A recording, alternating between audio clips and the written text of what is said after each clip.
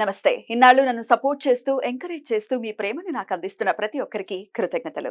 అలాగే ఈ వీడియో కూడా ఖచ్చితంగా మీకు ఉపయోగపడుతుంది. లైక్, షేర్ అండ్ సబ్స్క్రైబ్ చేసి మీ సపోర్ట్‌ని నాకు అందించండి. అలాగే ఈ వీడియో పట్ల మీకున్న అభిప్రాయాన్ని కామెంట్ సెక్షన్‌లో కామెంట్ చేసి తెలియజేయండి. ఇప్పుడు వీడియోని చూద్దాం. నమస్తే. Welcome to our channel. నేను పద్మిని. యూట్యూబ్ అనే మహాసముద్రంలో ఎంతో మంది యూట్యూబర్స్.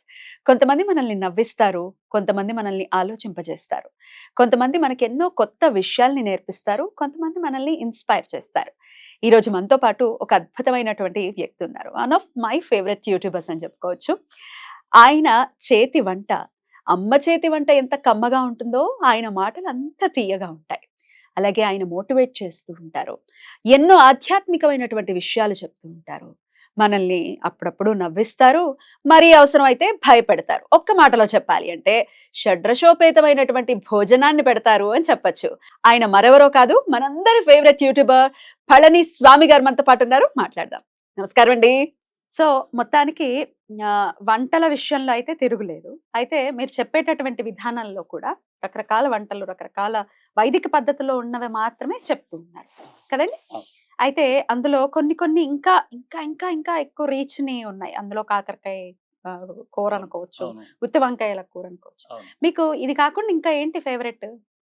గోంగూర కాకుండా పనసపొట్టు కూర ఆవ పెట్టింది ఖచ్చితంగా ఆవపడాలి, ఇంగు పడాలి, ఉమ్, ఏరి తగ్గకూడదు. ఉమ్, ఏరి తగ్గినా దాని అందం ఉండదండి. ఉమ్, పనసపొట్టు కూర అంటే నాకు బహుప్రియం. ఉమ్, అలాగే వంకాయ మెంతికారం పెట్టినటువంటి కూర, ఉమ్, దోసావకాయ. ఉమ్. అసలు పెళ్లిళ్లలో మన ఇంట్లో ఏ శుభకార్యం జరిగినా 100%. దోసావకాయ పక్కన జత ఏమిటని అడగనే కందిపొడి. కందిపొడి, అవును. అవును. ఈ రెండు. అలాగే వంకాయ పులుసు పచ్చడి. అది వంకాయ పచ్చడి అంటే మన పక్కన ఎంత ఇష్టం అండి. అవునండి. కాల్చేసి పచ్చడి చేస్తారు. పచ్చడి చేస్తారు. పచ్చి పచ్చి. అది వంటను ఎలా చేయాలంటేనండి మక్కువతో చేయాలి. అవును. యా. అంటే మక్కువ అనే పదం కొంతమంది పిల్లలకి ఇప్పుడు అర్థం కాకపోవచ్చు. ఇష్టం పెట్టుకుని చేయాలి, మనసు పెట్టుకుని చేయాలి. ఒక్కొక్కసారి కొత్తగా అభ్యాసం చేసుకున్నప్పుడు వంట పాడవడం సహజమే. అయినప్పటికీ కూడా అది వచ్చేందుకు వదిలిపెట్టకూడదు. నిజంగా అది కనుక తయారు చేసుకున్నామంటే ఒక ఆదరం వేసుకున్నా 1కి 4 సార్లు కలుపుకుని శుభ్రంగా అన్నం తినేయచ్చు. అంతేనండి. 100%. 10 రకాలు ఉండక్కర్లా. ఒక ఆదరమైనా కరెక్ట్. రుచికరంగా. అందుకే దంతసీరి ఉండాలి. తినేవాడు దంతసీరి ఉండాలి. మా అమ్మ కూడా అదే దంతసీరి ఉంది కనుక గోంగూర పచ్చడి నాకు దక్కింది. దంతసీరి ఉండాలి ఖచ్చితంగా. అంటే ఎవరైతే చేస్తున్నారో తినేవాళ్ళకి ఆ దంతసీరి ఉంటే ఆ రుచితో తింటారు అని పెద్దవాళ్ళు అంటూ ఉంటారు. అలాగే ఈ చేతిలో అమృతం కూడా ఉండాలి అని అంటారు. ఉండాలి. కొంతమంది అంటారు, ఏమంటే గరిటి రుచులని ఎవరు అడగరు, మీ చేతి రుచి తింటాను. ఎగ్జాక్ట్లీ. మీ గరిటి రుచి తింటానని ఎవరు అనరు. కొంతమంది అంటారు, ఏమిటండి చేతులతో కలుపుతారంట. చేతులతో ఆవకాయ చేతులతో కలిపితే ఎలా కలుపుతాం? పులిహోర చేతితో కలపకపోతే ఎలా కలుపుతాం చెప్పండి. కాబట్టి చేతి రుచే. అందుకే చేతి రుచిని బట్టి వస్తువు కొంతమంది చేతిలో పాడవదు తెలుసండి. అవునండి, అవును. కొంతమందికి మజ్జిగ పులవదు, కొంతమంది ఇడ్లీ పిండి పులవదు, కొంతమంది చేతితో చేతి మహిమే అంతేనండి. అది అలవాటండి. ఆ చేతికి అది అంటుకుపోతుంది అనమాట. అలాగే ఊరగాయలు చెదరవండి. అవును. మరి ఏటిగడైతే పెట్టుకునే ఊరగాయలు ఒక్కొక్కసారి కొంచెం రకాలు పాడైపోతున్నాయంటే ఆ చేతికి తెలిసిపోతుందండి. దానికి ఇంకా ఉజ్జాయింపుకి వెళ్ళిపోతే కొలతలు అక్కర్లేదండి. ఉజ్జాయింపు లెక్కలో వెళ్ళిపోతాయి పాడలేదు. నావన్నీ ఉజ్జాయింపులే. అవును. కొలతలు చేయమంటే నా వల్ల కష్టం. అతి కష్టం చెబుతానేమో తప్ప నావన్నీ కంటి ఉజ్జాయింపులు, చేతి ఉజ్జాయింపులతో వెళ్ళిపోతుంది అనమాట. మీలాగే అలవాటైందిలేండి మాకు కూడా. ఉజ్జాయింపుగా మెల్లిమెల్లిగా వస్తుంది. ఒకసారి ఎక్కువ అవుతుంది, ఒకసారి తక్కువ అవుతుంది. ఏం పర్వాలేదు, వచ్చేస్తుంది. తర్వాత రుచి ఎలా చూడాలో కూడా చెప్తారు. పక్కకెళ్ళి రుచి చూడండి, అందులో పడిపోతే అసహ్యంగా ఉంటుంది. ఇలాంటివి అంతే కదా ఎవరికైనా. అయితే ఎవరైతే మనం ఇదివరకు రోజుల్లో చూసుకుంటే అతిథి లేకుండా భోజనం చేసేటటువంటి పరిస్థితి ఉండేది కాదు. ఇవాళ రేపు అతిథి వస్తే ఓడి వీడి మొహం అంటే ఇప్పుడు ఎందుకు వచ్చాడు అని తిట్టుకునే పరిస్థితి ఉంది. అందుకే రకరకాల కష్టాలు కూడా ఉన్నాయి. డెఫినెట్ గా లైఫ్ స్టైల్ మారిపోయింది. సో అన్నం వండేటప్పుడు రకరకాల జాగ్రత్తలు ఖచ్చితంగా తీసుకోవాలి. స్టవ్ దగ్గరికి వెళ్తున్నాం అంటే సాక్షాత్తు అక్కడ అగ్ని ఉన్నాడు అంటే ఈశ్వరుడు ఉన్నాడు అక్కడ. స్నానం చేయకుండా, మొహం కడుక్కోకుండా, నైటీలు వేసేసుకుని వంటలు చేయటం, దానికి గౌరవం లేకుండా చేయటం అనేది జరుగుతుంది. దానివల్ల వచ్చేటటువంటి దుష్ప్రభావాలు ఏంటి? అలాగే అతిథులకి పెట్టేటప్పుడు ఇప్పుడు మీరు చాలా సందర్భాల్లో చెప్పారు, ఇలా నోటితో రుచి చూసి చేయి కడుక్కొని వచ్చే మళ్ళీ గరిట పట్టుకోవాలి ఇత్యాది విషయాలు చాలా చెప్పారు మీరు. సో ఇంటికి ఎవరైనా వచ్చినప్పుడు ఎలా మనం వంట చేసి పెట్టాలి? అసలు నిత్యం కూడా మనం ఇంట్లో ఎలా వంట చేసుకోవాలి సార్? చెప్పండి సార్. చెప్తాను. ఇప్పుడు ఏంటంటే కాలమాన పరిస్థితుల్లో ఉద్యోగాలని, వ్యాపకాలని అవన్నీ ఇవన్నీ వెళ్ళిపోతున్నాయి. కానీ ఏంటంటే మడి సాగకపోయినా పర్వాలేదు, కానీ ఉన్నంతలో కాస్త విధానాన్ని పాటిస్తే చాలు. తడిపారేసిన బట్ట కట్టుకోవడం. ఆ బట్ట కట్టుకునేదే కాస్త తడిపారేసిన బట్ట మడిగా కట్టుకోవడం, దేవుడికి దీపారాధన చేసుకుని పాత్ర అలంకరణ ఖచ్చితంగా ఉండాలి. అవునా? పాత్ర అన్నపూర్ణాదేవి స్వరూపం కదండి, మనకి జీవనాధారం, మెతుకు బతుకు అవునండి. కదండి. ఆ మెతుకు మనకి వంట పట్టాలంటే పాత్రకి సంస్కారం అనేది ఒకటి ఉంటుంది అనమాట, అలంకరణ సంస్కారం. దాన్ని ఆరాధ్యంగా మనం పెట్టుకుని ఆ పాత్రకు అలంకరణ చేసుకుని మన ఇష్టదైవాన్ని ప్రార్థన చేసుకుని దాని మీద వంట వండుకుని ఆ వండే గిన్నెని కొంతమంది ఏమిటంటారంటే, ఏమంటే మహానైవేద్యాలు మా ఇంట్లో ఆనవాయితీ లేదండి అంటుంటారు. దేవుడికి నైవేద్యం పెట్టడం ఆనవాయితీ, పెద్దవాళ్ళకి అన్నం పెట్టడానికి విధాయకం ఏమిటి చెప్పండి? కరెక్ట్. అన్నం తినడానికి ఆనవాయితీ ఉందిగా మనకి కదండి. ఇప్పుడు పెద్దవాళ్ళు ఉంటారు, వాళ్ళకి పెట్టి మనం తింటాం. కరెక్ట్. పసిపిల్లలు ఉంటారు, వాళ్ళకి పెట్టి మనం తింటాం. దేవుడు మనకి పెద్ద, మన ఇంటి యజమాని. దేవుడికి నీవు పెట్టడానికి సాగుబడిన నాడు పెట్టు, సాగుబడిన వాళ్ళు దండం పెట్టు. అంతే తప్ప ఇవాళ పెట్టానుగా ప్రతి నెల ప్రతిరోజు దానికోసమే కూర్చుంటాడని మాత్రం అనుకోవడానికి లేదు. ఈ అన్నం గిన్నె ఈ పొయ్యి పక్కన పెట్టే బదులు అది తీసుకొచ్చి దేవుడి మందిరం దగ్గర పెట్టు. ఇక్కడికి అక్కడికి పెద్ద దూరం ఏముంది? అయితే భావన మారుతుంది, ప్రసాదం అవుతుంది కదండి. ఇది ఇక్కడ అన్నం, అక్కడికి వెళితే అమృతం. అప్పుడు ఆ మెతుకు మీద అరే మనం ఈ మెతుకును వృధా చేయకూడదు అనేటటువంటి ఒక భావన, జిజ్ఞాస కలుగుతుంది, ఖచ్చితంగా. భావన ఖచ్చితంగా కలుగుతుంది. అవునండి. ఈ అటు పెట్టడం, నువ్వేం వండుకున్నావనే తర్వాత విషయం, కానీ వండుకునేదేదో ప్రతిదీ ఆయన దగ్గర పెడితే ఆ గిన్నె పళంగా పెట్టేయచ్చు అంటారా? పెట్టడమే.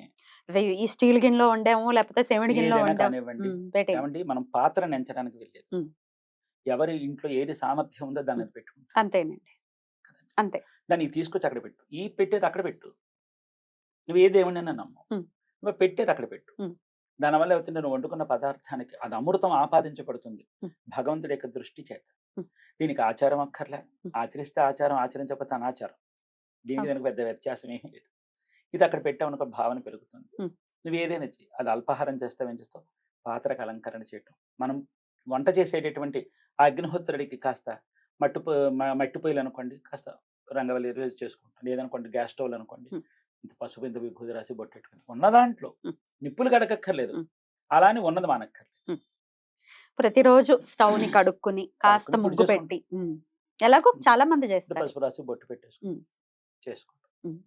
ఏదైనా కానీ అది కొంచెం అదే విధంగా చేసుకుంటే దానివల్ల ఏమవుతుందంటే మన వెనకాల వాళ్ళకి మనం సంపాదించే సంపాదన వల్ల వచ్చినటువంటి ఆ కష్టార్జితాన్ని ఏ విధంగా దాన్ని భాగ్యంగా తీసుకోవాలో అర్థమవుతుంది. వాళ్ళకి అర్థం కావడం కోసమైనా మనం ఆచరిస్తే బాగుంటుందని నా అభిప్రాయం. ఖచ్చితంగా అండి. చాలా అంటే వెళ్ళాలి మళ్ళీ మనం పూర్వపు లైఫ్ స్టైల్‌లోకి వెళ్తే తప్ప, ఇప్పుడు మనం చూస్తున్నాం ఎక్కడ చూసినా సమస్యలు, సమస్యలు, సమస్యలు. ఇవి తప్ప ఇంకోటి లేదు. ఇదివరకు కూడా ఉండేవి సమస్యలు. కానీ ఇదివరకు ఆదుకోవడానికి మనుషులు ఉండేవారు దగ్గరగా. ఇప్పుడు ఎవరు లేరు. మనుషులు కూడా లేక డిప్రెషన్ అనేది ఎంత పెనుభూతంగా మారిందో మనందరికీ తెలుసు. వయసుతో సంబంధం లేకుండా అందరూ డిప్రెషన్ అండి బాధ అనిపిస్తుంది. మరి మనిషి లేకపోతే డిప్రెషనే కదా వస్తుంది. రైట్. ఇక అతిథి విషయంలో కూడానండి, ఇది కూడా ఒకసారి చెప్పేసేయండి. వంట విషయంలో చాలా మంది ఈ వెల్లుల్లిపాయలు, అల్లం వెల్లుల్లి పేస్ట్ చేసుకుని ఖచ్చితంగా వంటల్లో ఇంక్లూడ్ చేసుకుంటూ ఉంటారు. మరి అది కూడా పెట్టచ్చా స్వామివారికి? పెట్టచ్చండి. పెట్టచ్చా? పెట్టచ్చండి, పెట్టచ్చు. ఉల్లిపాయ పెట్టచ్చా? పెట్టచ్చండి. ఎందుకంటారమ్మా మీరు గమనించండి, మనం మహాలయ అమావాస్య, పోలాల అమావాస్య అని మనకు ఉన్నాయి. భాద్రపద మాసంలో వస్తుంది మహాలయ అమావాస్య. శ్రావణ మాసంలో వచ్చేటటువంటిది పోలాల అమావాస్య చేస్తూ ఉంటాం. మన ఇళ్లలో కొంతమంది ఆచరించకపోవచ్చేమో, కానీ మా అమ్మగారు, మా మామగారు వీళ్ళందరూ మాకు చెప్పినటువంటి విధానాలు ఆ రోజున ఉల్లిపాయ వేసినటువంటి పదార్థాన్ని నైవేద్యం పెట్టడం అంతవరకు వెళ్ళారు. ఇప్పుడు చూడండి, ఇంట్లో పిల్లలకు కానీ పెద్దలకు కానీ పొంగు చూపినప్పుడు చద్ది నైవేద్యం పెడతామని చెప్పి అమ్మగా దండం పెట్టుకుంటాం. చద్ది నైవేద్యం అంటే కూడా కొంతమందికి తెలియకపోవచ్చు, సందర్భం చెప్పేస్తాం. మనం ఆ రోజు ఏం చేస్తామంటే మಣ್ಣీళ్ళు పట్టుకుని పొద్దు నుంచి సాయంత్రం దాకా ఏమీ తినకుండా మడిబట్ట ఆరేసేసుకుని సాయంత్రం దీపాలు పెట్టిన వేళ దేవుడికి దండం పెట్టుకుని ఎసరు పడేస్తారనమాట. వాళ్ళు మొక్కుకున్న ఎసరు, కొంతమంది తవుడు, కొంతమంది సోలడు, కొంతమంది సేరు, అంటే పావు కేజీ, అర కేజీ, 1 కేజీ బియ్యాన్ని బట్టి పాత్రకు అలంకరణ చేసి అన్నం వండేసేసి చల్లారిపోయిన తర్వాత దాని మీద ఏం చేస్తారంటే పెరుగు చుక్క వేస్తారు. పాలు పెరుగు వేసేసి తోడు పెట్టేసేసి అందులో అంత ఉల్లిపాయ వేసేసి వాసి కట్టేసేస్తారు. తెల్లారిపడి చల్లారిపోతుంది కదండి, అది చల్ల నైవేద్యం అనమాట. అంటే ఒంటి మీద వచ్చినటువంటి అమ్మవారు వేడి దిగి ఉల్లిపాయ యొక్క చలవ చేత, ఆ పెరుగు యొక్క చలవ చేత వీళ్ళకి ఒంటి మీద చలవ ఉంటుందని చెప్పి చెప్తారనమాట. అలా 3 దఫాలుగా నీళ్లు పోయాలి. కొంతమందికి పొంగు చూపినప్పుడు ఈ విధంగా చేయడం చేత కాదు, అందుకని 3 సార్లుగా లక్షవారం, ఆదివారం, లక్షవారం అలా చేసి పెడుతుంటారు. అందుకని ఉల్లిపాయ, వెల్లుల్లిపాయ అనేది అది పక్కన పెట్టు. అది హింస అయితే కాదు, 100% కాదు. కాకపోతే రజోగుణం ఉంటుందనేది కదా భావన. ఏమండి ఒక్క రోజు తినేసినంత మాత్రాన ఉమ్, పెరిగిపోదు, ఉమ్. మొత్తం మానేసినంత మాత్రం తరిగిపోదు. ఆహా, స్వామికి నైవేద్యం పెట్టే విషయంలో ఏముంటదండి, ఏముండదా? వాళ్ళు ఏది వండుకుంటారో అది వాళ్ళకి. ఇప్పుడు అంత దాకా మీకు ఒక విషయం చెప్పనా? ఉమ్. ఇప్పుడు మాకు చిన్నప్పుడు నాకు పూట గడవడం కష్టంగా ఉండేదండి మా ఇంట్లో. నేను పూట కూడా చేసుకున్నాను. ఈ రోజు ఒకళ్ళ ఇంట్లో, ఆ రోజు ఒకళ్ళ ఇంట్లో, ఆ రోజు ఒకళ్ళ ఇంట్లో వారాల అబ్బాయి లాగా. అలాగే చేసుకున్నానమ్మా. కోమట్ల ఇంట్లో మాకు వాడు మా తమ్మన రామారావు గారు అని చెప్పి, పద్మావతి గారు అని చెప్పి మా నాన్నగారి స్నేహితులు. వాళ్ళకి 11 మంది పిల్లలు. ఆ.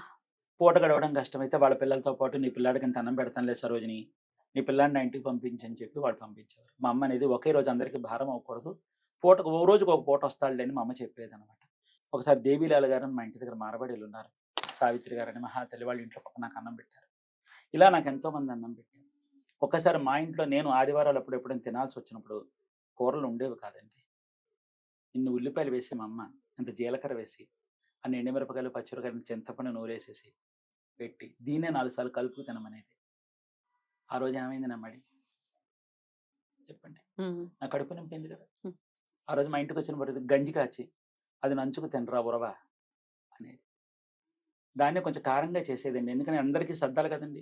కమ్మగా చేస్తే ఎక్కువ తిని అండి. అంటే అమ్మగారు ఏం నేర్పారు? ఇప్పుడు కష్టం వస్తే చలించిపోతున్నారు. అసలు చిన్న కష్టం కూడా రాకూడదు పిల్లలకి అని తల్లిదండ్రులు ఔట్ ఆఫ్ లవ్. అదంతా ప్రేమే. మా పిల్లల సంతోషంగా ఉండాలని అనుకోవటం ప్రేమే. కానీ కష్టం నేర్పాలి గదా పిల్లలకి. నేర్పకపోతే అవును. రేపొద్దున పెద్దయ్యాక వాళ్ళు విలవిల్లాడిపోతారు కష్టం వస్తే. చాలా చాలా కృతజ్ఞతలండి. నమస్కారం. వస్తుంది.